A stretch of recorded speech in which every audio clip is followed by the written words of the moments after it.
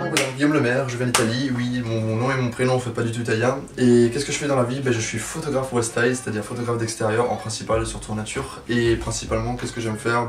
Des photos nature, mais pas nature en mode je suis le parc de la ville. Mais je fais principalement montagne, vraiment la campagne, c'est un peu mon but. Après, je fais un peu de tout, parce que je suis encore novice et j'aime bien explorer.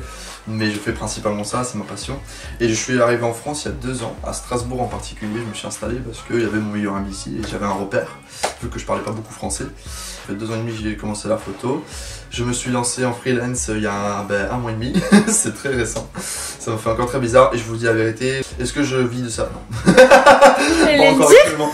Voilà, c'est casse, sincère, Covid et tout. Non, les gars, non, c'est la merde. Vraiment. Ton pseudo c'est Eyes of Belga? Oui. Pourquoi? Pourquoi avoir choisi ce pseudo? Pourquoi Eyes of Belga? Alors moi j'ai pas été très poétique ou intelligent, j'ai juste été très commercial dans le sens où je me suis dit il faut quelque chose que les gens retiennent, il faut que ça colle avec moi aussi en même temps. Et vu que pour moi Eyes of Belga c'est court, ça se prononce bien. Alors yeux parce que on utilise ça pour la photographie, donc c'est pas compliqué. Off, vous savez très bien, c'est toujours l'anglais. Et Belga en fait ça veut dire belge en italien. Mais pourquoi je devrais mettre Belga? Parce qu'en fait je suis né en Belgique. Je suis italien mais je suis né en Belgique et du coup je voulais relier le fait que je suis né en Belgique mais en même temps je suis italien. Et du coup j'ai dit belge en italien. Donc Eyes of Belga. Voilà, tout simplement. Pour qui fait de la photo et pas, il se remet vraiment beaucoup en question dans sa vie en général. Il n'y a jamais un style fixe.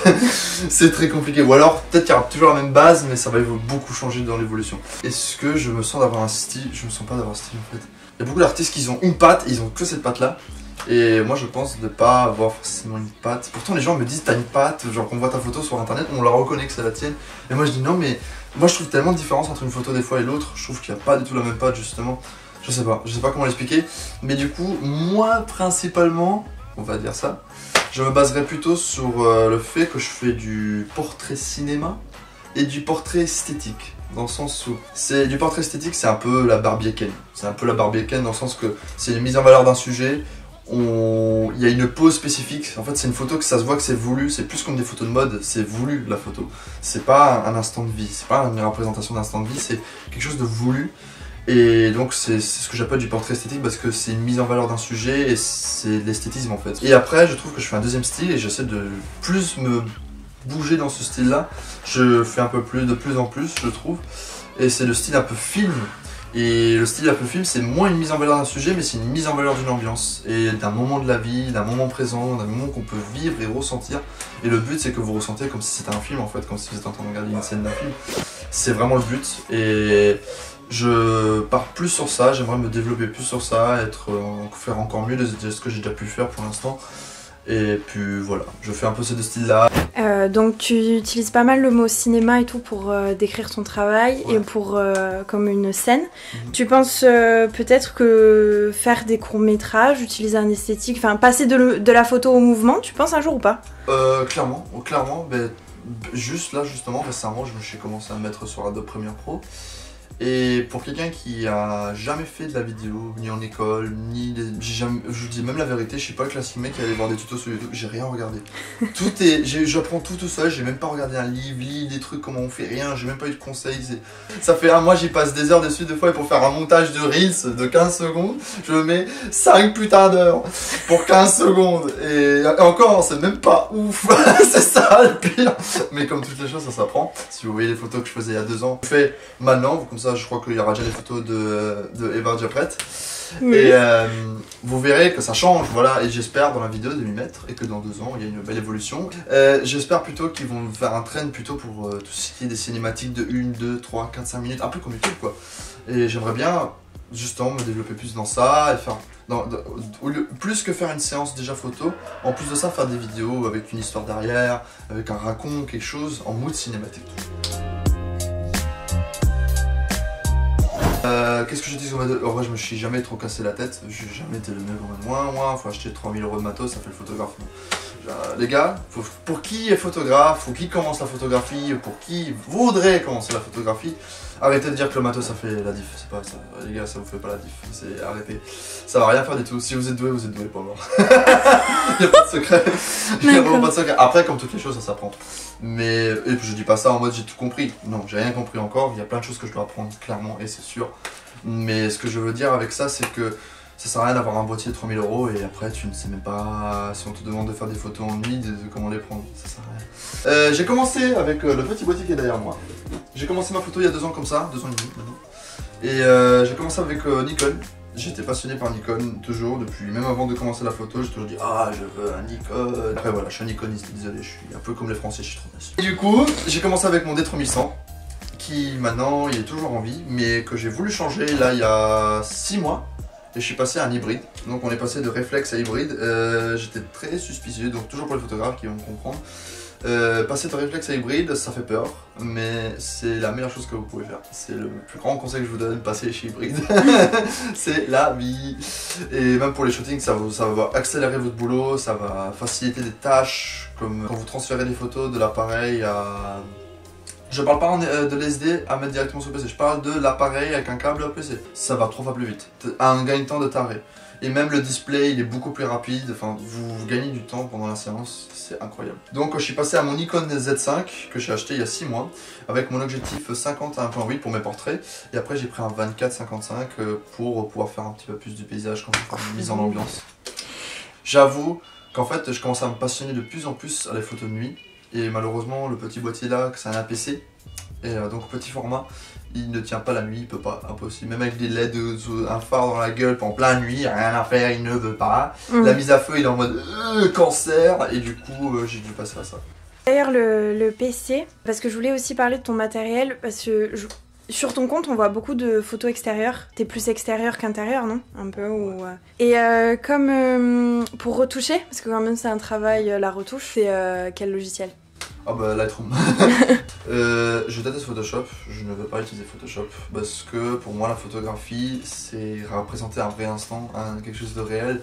Je donne un exemple, quand il y a les oiseaux qui volent et je le vois que ça a été rajouté sur Photoshop, je trouve que ça porte beaucoup de charme en fait. Et tu t'en rends compte quand ça a été rajouté, tu le sens. À moins que tu commences à griser, à faire des photos en noir et blanc avec 10 000 calories de grain. Alors effectivement tu vas pas t'en rendre compte. Mais je n'aime pas rajouter des éléments qui n'existent pas dans la photo. Et pour moi un vrai photographe il capture des moments, des vrais moments de vie qui ont existé. Et donc pour moi c'est ça la photographie, à partir du moment où tu commences à rajouter des trucs dans la photo, t'es plus un photographe en fait. Ça veut dire que t'es pas assez doué pour capturer des beaux moments sans devoir rajouter des trucs par Photoshop. Donc dans ce cas là t'es un vidéomonteur, t'es un photomonteur, tout ce que tu veux mais tu n'es pas photographe. Merde je dois y réfléchir, oh fuck. Il y en a eu beaucoup, de bien, de moyennement bien et de pas bien. Mais de bien, il y en a eu vraiment beaucoup et c'est un peu compliqué comme ça sur 2 pieds. J'en ai peut-être 2 en particulier que j'ai beaucoup aimé de séances photo, de meilleurs moments passés en faisant de la photo. J'en ai 2 où j'ai vraiment ressenti des sensations fortes. Et la toute première, je l'ai vécue il y a... il y a 9 mois, en août, quand j'étais allé en Bretagne. Je rêvais de faire des photos sur la pointe de la France, donc la pointe de la Bretagne. Je rêvais de faire des photos là-bas et en fait je voulais absolument, en fait 1 an avant j'avais imaginé ce cliché là avec une, j'aime pas dire ça, mais une blonde française, typiquement français tu vois, je voulais vraiment ce cliché de ouf et c'était un de mes, entre guillemets, de mes rêves dans la liste de ce que je veux dans la photographie. Et je l'ai réalisé et c'était tellement une émotion forte pour moi. Enfin, Eva vous mettra la photo juste à côté de cette photo là qui représente un des plus beaux moments que j'ai passé dans la photo parce que en fait j'ai réalisé un de mes petits rêves de photographe que j'ai, il y en a encore plein d'autres sur ma liste où il faut bien voyager bien plus loin que la France, mais c'était une des choses dans mes listes que je voulais et je l'avais réalisé, j'étais tellement heureux et quand j'ai vu le résultat de la photo finale je me suis dit ah ouais d'accord, ah ouais putain Guillaume mets-toi dedans quand même. Et voilà. Alors en fait c'était le 4 décembre. Il y avait un petit tournage avec d'un trappeur, low budget. C'est une personne, c'est le frère du gars qui tournait le clip. Il m'avait contacté le 11 novembre pour me dire ah, écoute j'adore tes photos, nanana. La classique personne qui vient comme une collab.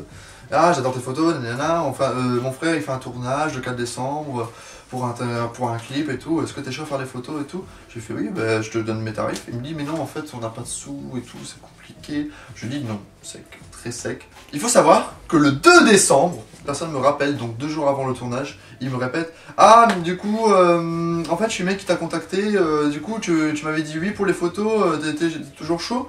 Je regarde là, j'avais tellement le doute, je suis allé revoir la chat, et effectivement, non, j'avais dit non. J'ai dit non, mais mec, regarde ta chat, j'ai dit non, je suis pas là, oublie-moi. Il n'y a pas moyen que je suis là en fait, oublie-moi. Et il me fait mais oh mais allez s'il te plaît, là on est vraiment galère, il manque 2 jours, on a personne sous la main et tout. Bon et du coup trop gentil et trop sympa, je me dis bon, l'idée du clip a l'air cool, même si c'est le budget, pourquoi pas, allez j'y vais. J'arrive, je vois un set éclaté au sol. Du coup pendant qu'il tourne la vidéo, j'entends la chanson qui... Je dis ah ouais c'est chaud. Je peux pas dire c'est de la merde, c'est pété au sol. Et du coup, en fait, la fille qui a été entre guillemets un peu mal parlée par le mec en question, cette fille-là, bah, elle m'a fait connaître d'autres gens, comme maintenant, aujourd'hui c'est mes groupes. Ça dépend. Tout dépend des mois, c'est un peu comme le tourisme, ça dépend des mois de l'année, de ta région, ton business plan, ça dépend si tu es doué sur le réseau, ça dépend de tellement de choses. Tellement de choses. Beaucoup d'improvisation. Je kiffe ça, je sais pas pourquoi, En fait, j'ai pas réfléchi avant de parler au client qu'est-ce qu'on va faire. C'est le moment que je parle avec le client, je balance une idée. J'ai souvent travaillé seul à mes débuts, même jusqu'à quelques mois. Et là, tout doucement, je commence à être de plus en plus accompagné quand je fais mes séances par la collègue maquilleuse, le collègue vidéaste. Et en fait, je kiffe avoir quelqu'un autour de moi pendant que je fais ça en fait. J'aime pas être complètement seul, mais c'est mieux quand on est plusieurs parce que même on marche, on discute, il y a une ambiance. Je trouve que ça rajoute un plus. Et même moi, je suis mieux pour faire des photos.